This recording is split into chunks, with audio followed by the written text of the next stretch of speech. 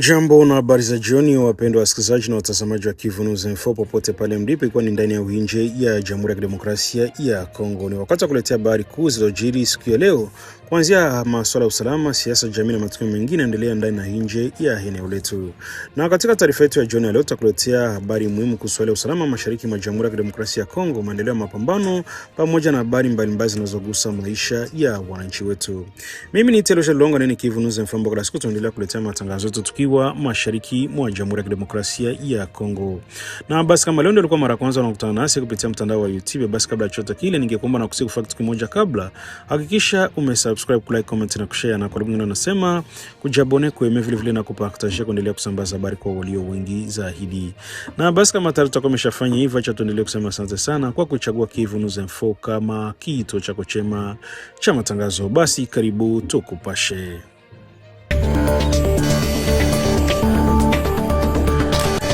Katika eneo la Mulima wilayani Fizi mkoani Kivu Kusini, ushuhuda mpya umebuka kutoka kwa mmoja wa wasirika wa mashambulizi ya mabomu yalitokea tarehe 7 Julai mwaka huu, huku raia wakiendelea kueleza madhara waliyopata kutokana na mapigano endelea katika eneo hilo. Mwanamke mmoja anayefahamika kwa jina la Mwajuma, ambaye ni miongoni mwa walionusurika katika mashambulizi, amesimulia namna familia yake ilivyokumbwa na tukio hilo la kusikitisha lilosababisha majeraha kwake na watoto na kwa mtoto wake, pamoja na kuleta majonzi kwa familia nyingi katika kijiji hicho. Kwa mujibu wa shuhuda wake, siku hiyo ya tarehe 7 Julai ilikuwa ni moja siku ngumu kwake na kwa wakazi wa Mulima. Anasema kwa wakati mashambulizi ya mabomu yalipoanguka katika eneo hilo, watu walikimbia kwa hofu wakitafuta sehemu salama, lakini baadhi ya familia hazikuweza kuepuka madhara. Majuma amesema yeye ni mwenyewe alijeruhiwa pamoja na mtoto wake, lakini kilichomuacha na maumivu makubwa zaidi ni kupoteza mtoto wake mwingine ambaye alifariki kutokana na majeraha aliyopata wakati wa mashambulizi hayo. Akisimulia kwa huzuni, mama huyo amesema bado hawezi kusahau tukio hilo, kwani ndani ya muda mfupi maisha yake yalibadilika baada ya kupoteza mtoto wake na kubaki na majeraha yaliyosababishwa na tukio hilo. Mashambulizi yalitokea katika kijiji cha Mulima, eneo ambalo limekuwa likikumbwa na hali ya sitofahamu na kutokana na mapigano kati ya makundi yenye silaha katika maeneo ya nyanda za juu za Fizi. Wakazi wa maeneo mbalimbali ya Fizi wanaendelea kueleza hofu yao kuhusu usalama wa raia, hasa kutokana na matumizi ya silaha zenye uwezo wa kushambulia maeneo yenye wakazi wengi. Kwa sasa wasirika wa tukio hilo wanaendelea kuhitaji msaada, huku familia zilizopoteza wapendo wao zikilia haki ya ulinzi wa maisha na raia katika kipindi hiki cha mgogoro. Tukio la Mulima limeongezeka kwenye orodha matukio ambayo yameacha madhara makubwa kwa jamii za mashariki mwa Jamhuri ya Kidemokrasia ya Kongo, ambako raia wengi wamekuwa kibeba mzigo mkubwa wa vita vinavyoendelea. Kwa jina naitwa Mwajuma Anzuruni. Mimi ni mkaaji wa kwa Mulima. Mulima ndio nyumbani. Tulikuwa tunaikala tu nyumbani. Hii serikali yetu hii ya Burundi ilikuwa inapanda Minembwe. Mimi nakuaka karibu na njia ya Minembwe. Bakapanda kupanda yabo. Pale kunyumba yangu kuna kuaka muti ya embe. Pale bakaona kwanza bapumuzike kwanza pale nyumbani. Ilikuwa ilishakuwa masenge 30. Bakapumuzika tu pale. Sisi tukaanza lamuka, tukaona watu biko tu pale kunjia. Na saa kidogo tukaona ile bombi kakia tuangukia pale. Sie bote pale na watoto na mie, kwanza mtoto mmoja akapoteza maisha pale pale.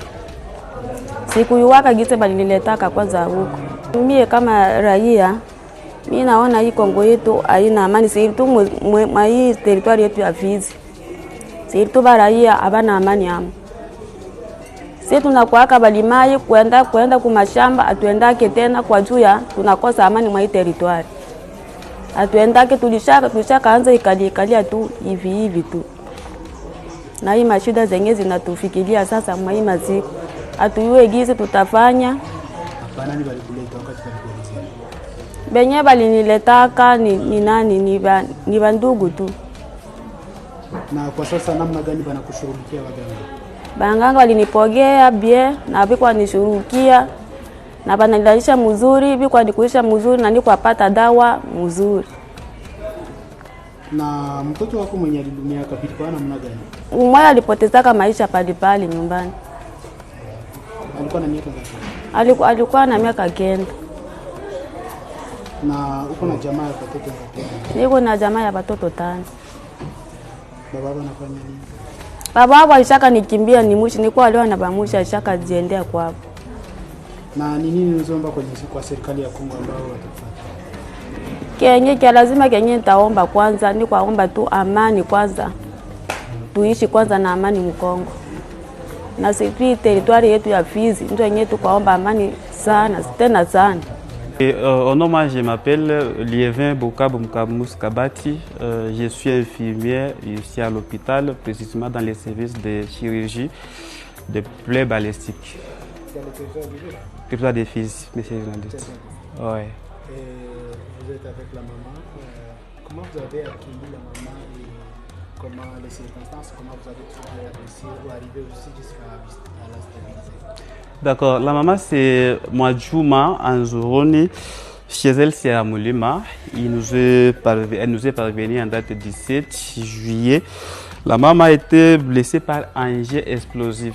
Elle a une blessure au niveau de l'épaule, au niveau des deux fesses et au niveau des cuisses. C'est là où elle a une blessure. Également aussi pour l'enfant aussi, c'est Accent Biamungu.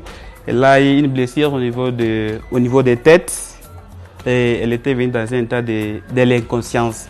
Dès qu'ils sont venus, on s'est occupé de lui, on les a donné un soin primaire d'urgence. On a fait le nettoyage de la plaie, on a donné les vaccins parce que c'est normal pour toute personne blessée de donner vaccin antitétanique. On donne aussi les sérums antitétaniques, c'est juste pour prévenir la tétanose. On a fait le nettoyage de la plaie, on les a directement acheminés au bloc où on a réparé, on a nettoyé. On a aussi maîtrisé l'hémorragie parce qu'ils sont venus dans un état de saignement abondant. Comment vous faites avec la distance et les conditions de repos quand vous amenez les malades dans un état, par exemple, parce que c'est très loin, Oui, papa, les journalistes, c'est pas facile, mais avec les moyens de bord, quand même, ça nous servit. À notre niveau, nous avons les ambulances, nous avons notre partenaire CSR qui a avec lui leur ambulance. C'est à travers ces ambulances qu'on met en jeu pour pouvoir nous parvenir les malades d'Ifro jusqu'ici à l'hôpital. Mais à part ça, il y a d'autres malades qui arrivent ici par leurs propres moyens. Dès qu'ils arrivent ici à l'hôpital, la prise en charge est gratuite. La prise en charge est gratuite sur tous les plats parce qu'on le prend en charge sur les plats nutritionnels, le repas, matin, midi, le soir, et ça se donne gratuit. Nous avons les psychologues pour la prise en charge psychologique. Nous avons également une équipe de chirurgiens, une équipe mobile qui a été disponible par CSR. Et tout ça, c'est juste pour la bonne prise en charge de notre blessé par arme. Bon, l'enfant, comme il était venu dans un état d'inconscience, en coma, oui, à son arrivée, vraiment, son état était trop critique. Mais depuis qu'on l'a pris en charge, on trouve que ça commence déjà à aller. Nous suggérons que d'ici là, il peut déjà sortir.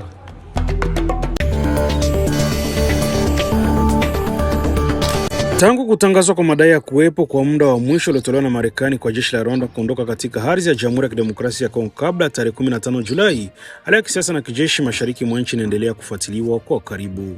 Taarifa hiyo ambayo imepokelewa kwa matumaini na sehemu kubwa ya wananchi imeongeza matarajio ya watu wengi wanaotamani kuona kurejea kwa mamlaka ya serikali katika maeneo chini ya udhibiti wa waasi pamoja na kupatikana kwa amani ya kudumu.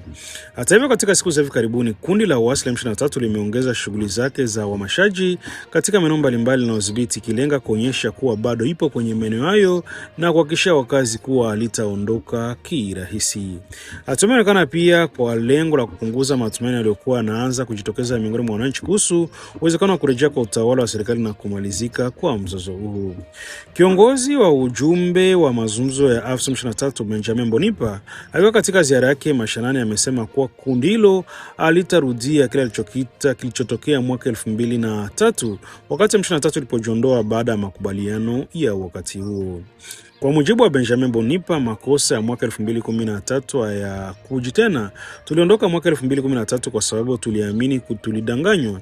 Safari hatutaondoka kwenye maeneo haya, tupo hapa.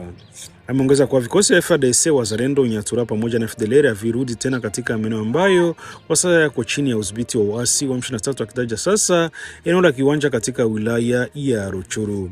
Benjamin Mbonipa amefanya mikutano hayo akihamasisha katika maeneo mbalimbali ikiwemo katika kundi la Binze eneo la Rutshuru pamoja na baadhi ya maeneo ya wilaya Lubero, ambako ameendelea kutoa ujumbe wa kumalizika ujumbe wa kuwatuliza wafuasi wa wakazi walio katika maeneo hayo. Upande wa serikali ya Kinshasa, hadi sasa kuna mpango mpya wa wazi uliotangazwa kuhusu kurejesha amani ya muda mfupi wala ujumbe mkubwa wa kuwapa matumaini wananchi wanaoishi katika maeneo yaliyo chini ya udhibiti wa waasi wa M23.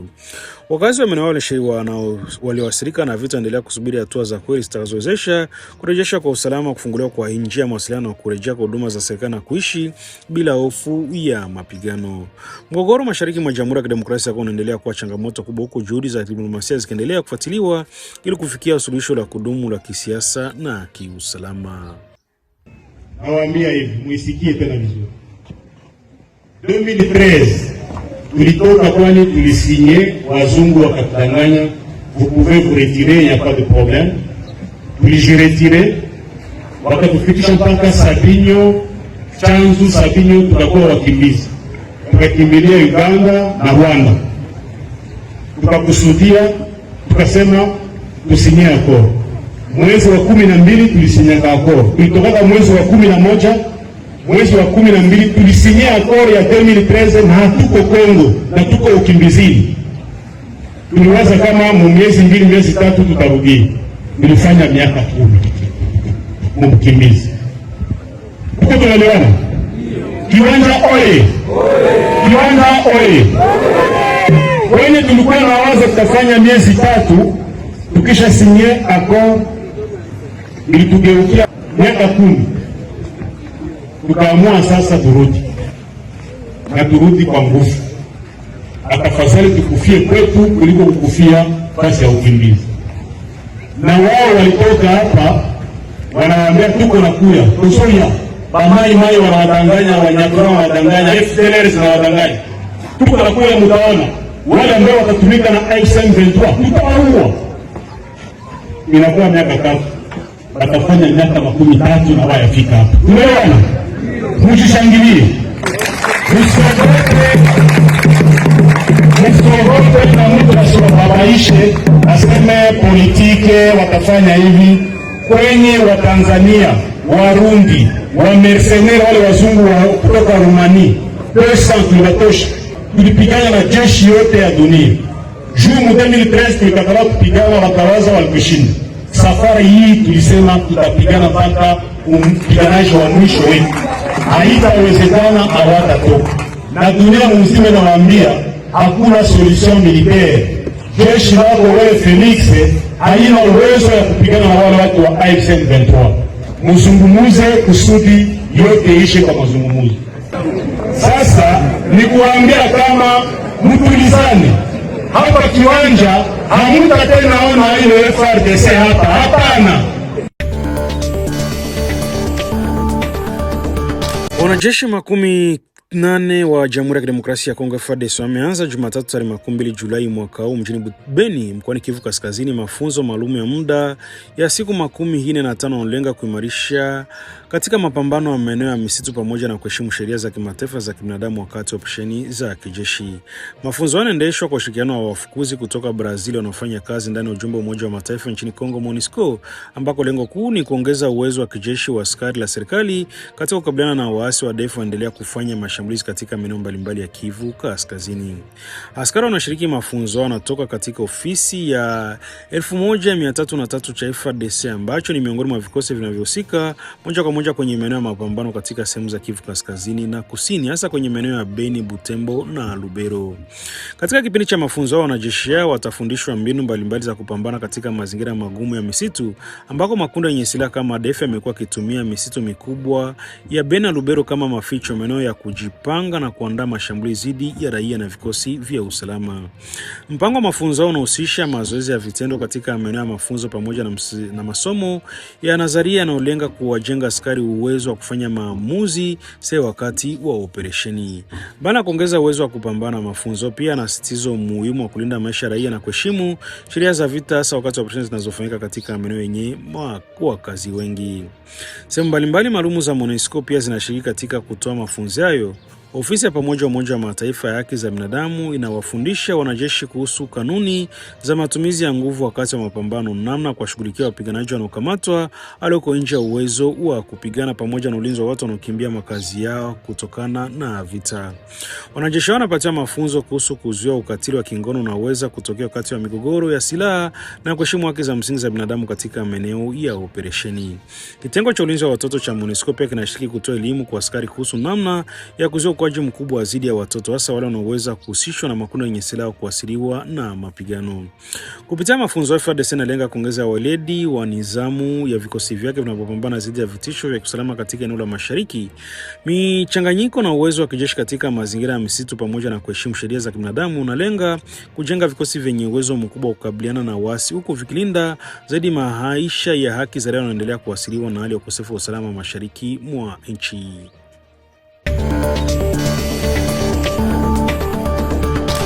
Wapendwa wasikilizaji na watazamaji wa Kivu News Info, na kabla tujafikia mwisho wa taarifa yetu ya jioni ya leo, tunapenda kuwaletea ujumbe maalum wa shukrani kutoka kwa wasanii wa eneo la Fizi.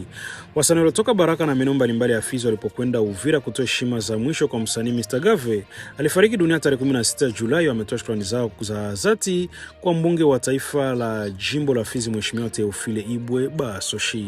Wasanii wamemshukuru Mheshimiwa Basoshi kwa msaada wake wa mshikamano, ambako alitoa magunia 15 ya unga wa chakula kwa ajili ya shughuli za mazishi, pamoja na msaada wa wasanii wa Fizi waliokwenda Uvira kumshindikiza mwenzao katika safari yake ya mwisho. Wamesema kwa msaada huo ni ishara kubwa ya upendo, huruma na ukaribu wa kiongozi wa kijamii kwa wasanii na wananchi wa Fizi kwa ujumla. Kwa niaba ya wasanii wote wa Fizi, wametoa pongezi na shukrani zao kwa Mheshimiwa Theophile Ibwe Basoshi, wakisema kwa msaada huo utaendelea kubaki katika kumbukumbu zao kama alama ya umoja, mshikamano katika kipindi cha machozi. Na hapo ndipo tunafika mwisho wa taarifa yetu ya habari ya leo kupitia Kivu News Info. Tunashukuru sana wapendwa wasikilizaji na watazamaji wetu kuendelea kuwa nasi na kutuamini katika kufikishia taarifa mbalimbali zinazogusa jamii yetu kutoka ndani na nje ya eneo letu. Vile vile tunatoa shukrani kwa za kipekee kwa wenzetu wa Radio Okapi kwa ushirikiano mzuri wa kutuwezesha kuwafikishia wananchi habari kwa wakati na kwa upana zaidi.